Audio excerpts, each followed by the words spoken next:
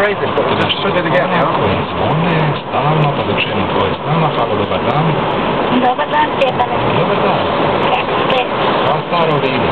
Da, bravo, bravo. Kaj nije dobro tako? Pa je. Slušam vas, a hoćete mi vjerovati da sam zapjevala u vašoj emisiji? Jeste li? Jesam, upravo sam ulazila u stan i bila ona moja omiljena pjesma. Tam ćemo naše ljeto. I odmah sam od vrata počela pjevati. A, neka, tako i I treba. od tada vas zovem, ali nikako vas dobiti, a tek sam sad uspjela. Evo, dobro. Ovako, Stjepane, pozdrav vama, vašem suradniku Mili, srdačan pozdrav moje djeci, unucima, slušateljima Radio Spomenara i posebno pozdravljamo Lidiju i Zahvaljujem.